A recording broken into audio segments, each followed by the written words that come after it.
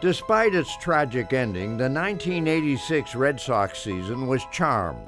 We won the games in the fog. We won when a sure-handed pop fly was dropped. We won in all crazy ways. And when the breaks ran out, they lost in crazy ways as well.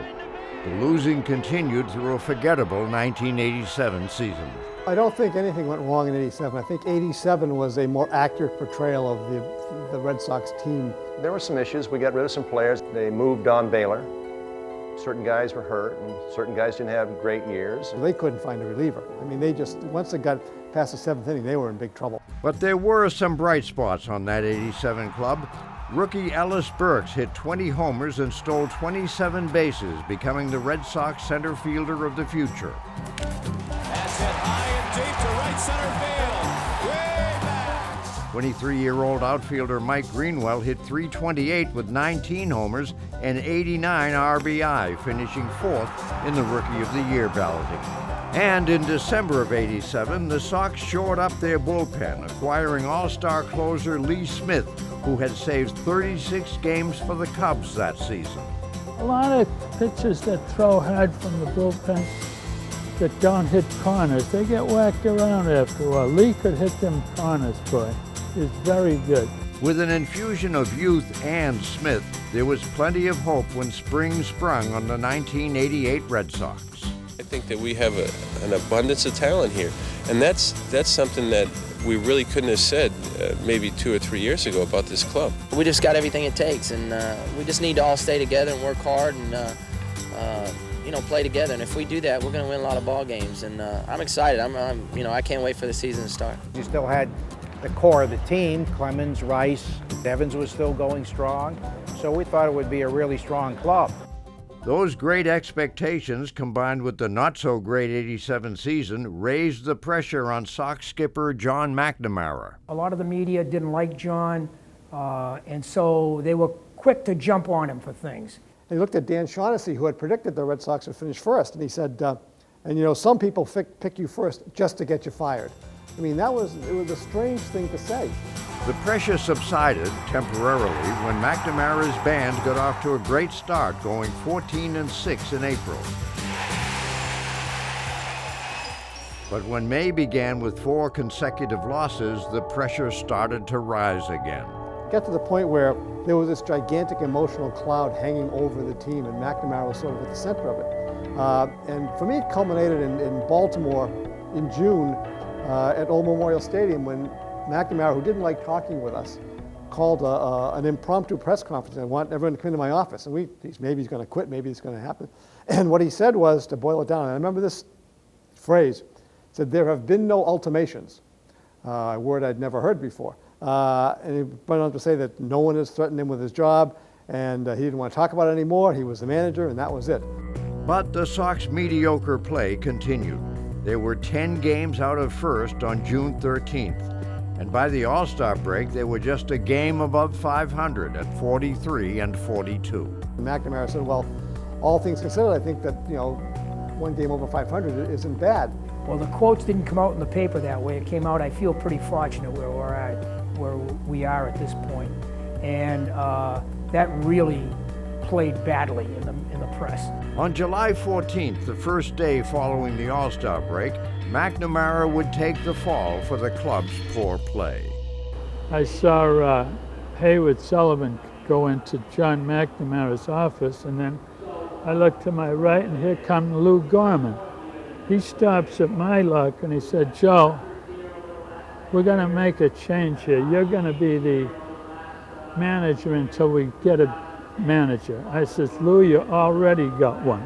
Morgan was more than prepared.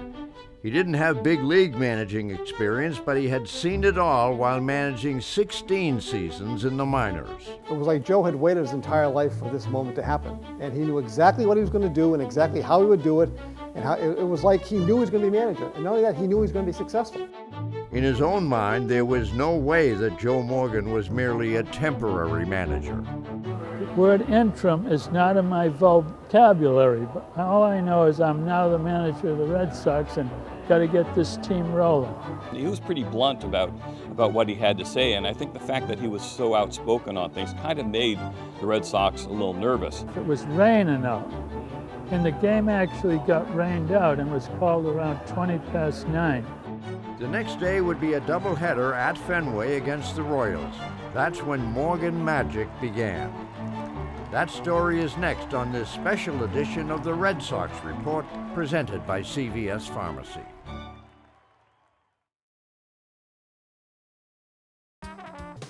Joe Morgan first stepped foot in Fenway Park at the age of 7 when his father took him to games back in 1938. They had Jimmy Fox, Lefty Grove, and that crew. He always picked a doubleheader, and usually, being Irish, it was Connie Mack's A's, and they were in last place all the time, but it was fun. Morgan was born and raised a little more than 20 miles south of Fenway Park in Walpole, Massachusetts. There was no television, no automobiles, no money. We didn't know anything, which meant when you went outside, you learned for yourself, and it was a new existence, whatever happened. It was great. At Walpole High, Morgan excelled as a center in hockey and a shortstop in baseball. He hoped to play both at Dartmouth.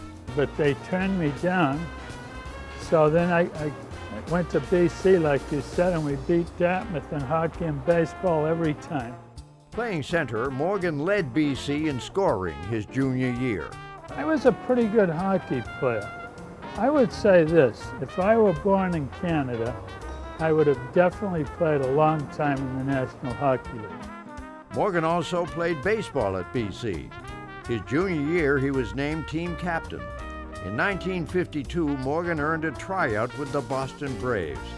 Manager Charlie Grimm was there to hit him ground balls on a hot and humid day at Braves Field.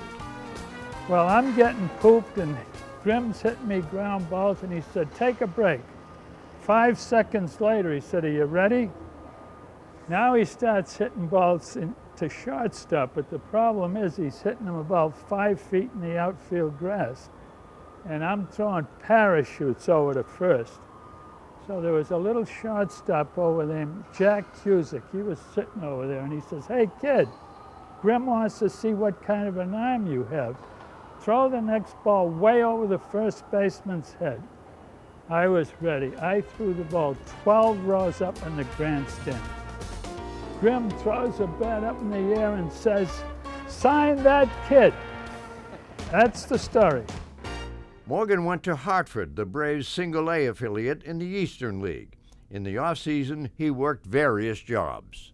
I counted up one time I had 13 different jobs: bill collector, oil man, census taker, and then a guy got me a job on the Pike, and I was there for 10 years.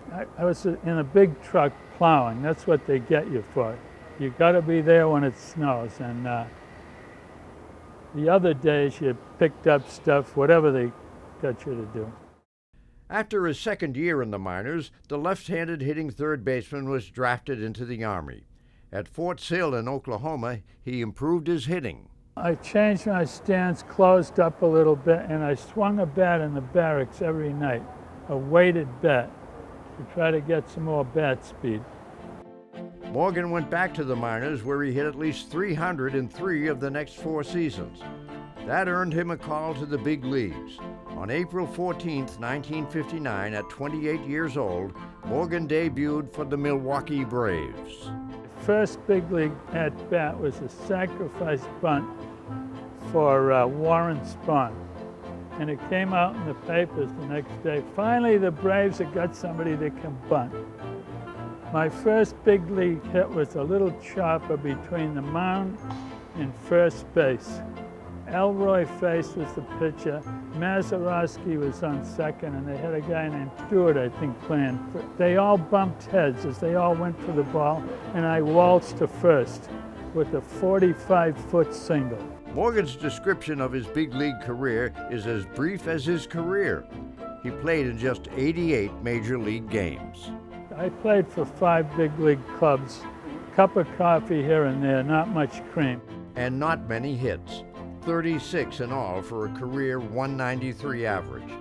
In 1966, helped by his former manager Harry Walker, Morgan caught on with the Pirates organization as a manager. After 5 seasons in the minors, he was called to the big league club as a coach on manager Bill Verdon's staff. Those 1972 Pirates, with Roberto Clemente in his final season, won the National League's East Division. We had 5 coaches, and the general manager says, no way are we going to have 5 coaches next year. And then Mazeroski retired, so he was going to get a job. That sent me backpacking again to AAA. At AAA, Morgan's Charleston Charlies won the division title, and he was named the Sporting News Minor League Manager of the Year. After losing to the Pawtucket Red Sox in the playoffs, the Paw Sox managerial job came open. Morgan reached out to Sox GM Dick O'Connell to inquire about the job. I called him in his house at night, and he said, hey, how did you get my telephone number? I said, oh boy, that's negative. I said, I don't know, Dick, but I want that job. Here's what he said, you know, I happen to be the boss here. Everybody wants that job. Nobody's asked me. You got the job. Morgan managed the Red Sox AAA affiliate from 1974 through 1982, becoming the longest tenured and winningest manager in Paw Sox history. I never once got an interview for a big league job. I came up here once and Haywood Sullivan told me when they were looking for a manager, I wasn't going to get it. Okay, back to Pawtucket. Next time, same thing, I go up there and he said, are you here for the same reason, Joe? I said, yes, sir. He said, it's the same answer. Back I went. In 1981, Morgan managed the Paw Sox for 22 of the 33 innings in the longest game in baseball history. The game was supposed to end at 1:15, no inning after that. But for some reason, the umpires didn't know this, and they refused to call it. We called the president of the league about 3 o'clock, and finally he got back to us, and that's how the game ended at 4:08. They had played 32 innings to a tie. Morgan was ejected in the 22nd inning. What was I doing? I looked through the hole in the thing for a while, but there was too much sand blowing, and it was getting in my eye. I gave that a rest and went in and had a couple of beers. When the game was resumed 2 months later, the Paw Sox won in just 18 minutes. They said the game is over! After the '82 campaign at Pawtucket, Morgan became a Red Sox scout for 2 seasons. In '85, he joined the big league club as first base coach. In '86, he moved to bullpen coach. So there he was in the pen for the Red Sox historic World Series Game 6 collapse. I got a call down on the bullpen in that last inning to get Bob Stanley up. And we got an insurance run. So now we're leading by 2. I got another call and it said, sit Stanley down, we're going to go with Schiraldi again. And that's what happened there. The following season, third base coach Rene Latchman went to the Oakland A's. So in 1987, Joe Morgan became John McNamara's third base coach.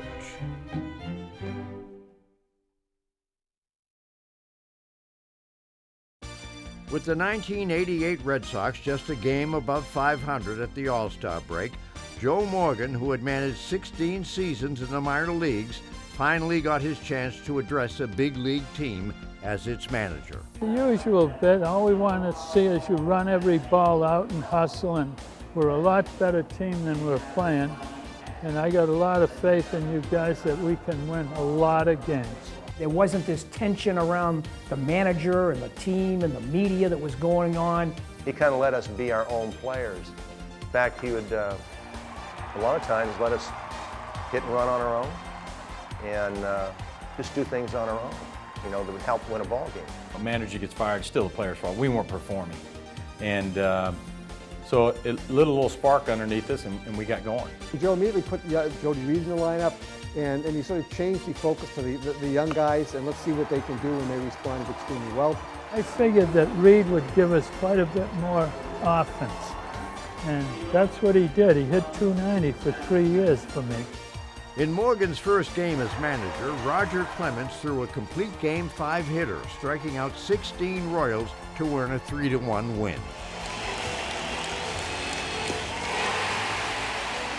He'd asked me when I was done with an inning, and I started telling him when he wanted to take me out of the game, I said, give me one more out or one more hitter. And then I would go back out to the mound knowing that if I let that guy get on, I was out of the game. So it gave me incentive to try and stretch that game a little longer before we got into our bullpen. And the guys, they get excited. They believe they were a better team than what we had shown, and they started to play that way. In Morgan's third game at the helm, the Sox came back from 6 down to tie it. Then Kevin Romine led off the bottom of the ninth with his first career homer, and the win streak was at 3. At that point, I think that's when people start thinking, the magic is going to be there. The winning continued, but the Sox search for a manager continued as well. Probably Whitey Herzog was one of the more prominent names at the time that was being thrown around. Joe Torre was another name. Lou Gorman has said that he talked to Joe Torre. Joe was, I believe, vacationing on the Cape, and he was between jobs, and there was interest there. The Sox won 6 in a row when one of the strangest games in Red Sox history took place. The Benziger game is an unforgettable game. It was one of the craziest nights ever at Fenway. The Red Sox were playing the Twins. Minnesota took a 2-run lead in the 10th. In the bottom of the 10th, reliever Juan Beringer came on for the Twins. But 22-year-old fan Joseph Cullen took control of the game when he began his climb down the wire that stretched from the roof of the third base grandstand to the backstop screen. He was going hand over hand across the whole thing. If he ever fell, he could have killed somebody. And Beringer, who's a right-hander, is looking right at him. And you can see Beringer would set, and he'd look at the guy, and he'd throw, and literally ball one, he completely lost it. He threw like 10 balls in a row. The umpires look at it, they're not stopping the game, keep throwing one. And he's completely discombobulated. And finally, they have to get him out. They get him out of there, and like the Red Sox have put men on base, and they bring in Keith Atherton.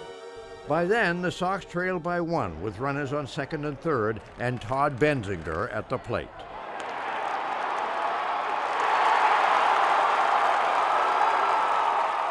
That was a big game for us. That really got us rolling big time. When you're winning, it's magical. The strange win was the Sox 7th in a row under Morgan and their 12th straight at home. It was then that owner Gene Yawkey told Lou Gorman to sign Morgan for the rest of the season and beyond. The next day he said, hey, we're going to give you a managerial contract for next year, something like that.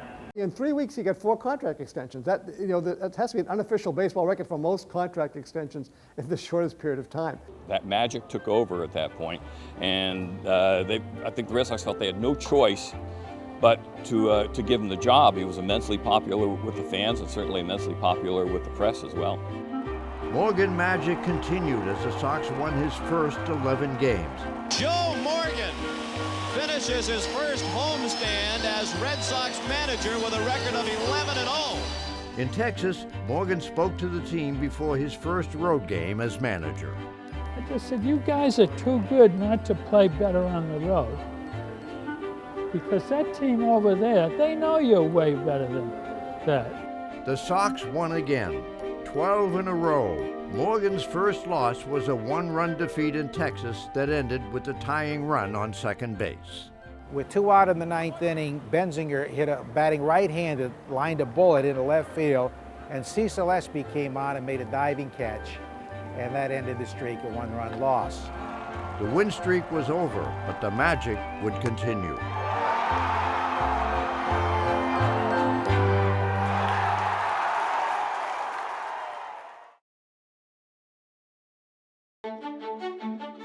July 29, 1988 began with the Sox just 2.5 games out of first place.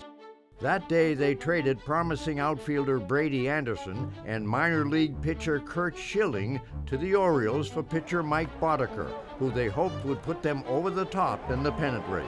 The Sox won 19 of 20 games with Morgan at the helm. That thrust them into a first-place tie with the Tigers as they went to Detroit in early August for 5 games. The Tigers promptly took the first 4 games, earning a 4-game lead. I remember being down in the clubhouse, and Joe said, Hursty's pitching tomorrow, and he's going to throw a beauty.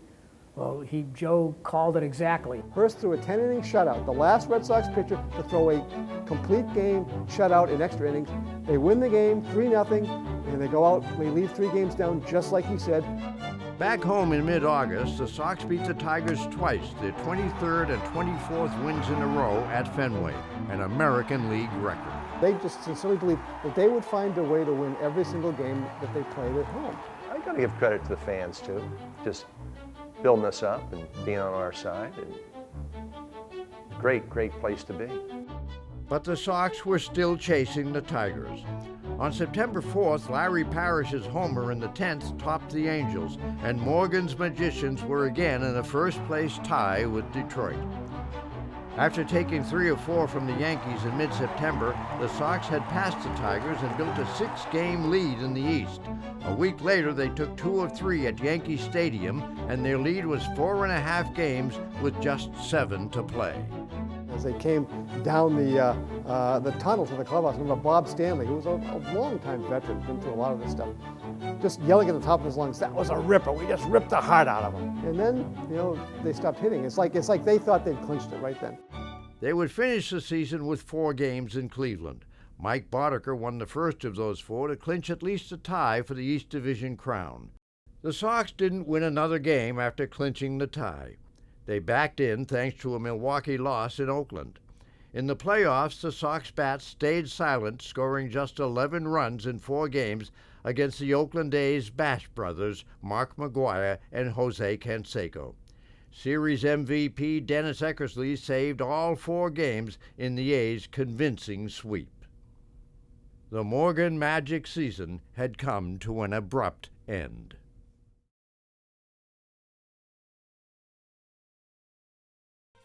It took a few days, but after being swept in the American League Championship Series, it became clear that the Red Sox 1988 season was a success. It was a satisfying season. People knew that they had done the best they possibly could. Other than winning in 04 and 07, Morgan Magic, 12 in a row, 19 out of 20, 24 straight at home, was the most exciting time I've ever experienced at Fenway Park. So Boston's 1988 season lives in the record books and in the hearts and minds of Red Sox fans who were lucky enough to experience the phenomenon known as Morgan Magic. With the fans, the whole thing, it was fun. When you win, and that's what the game should be, fun, right? Maybe it wasn't perfect, but it was magical.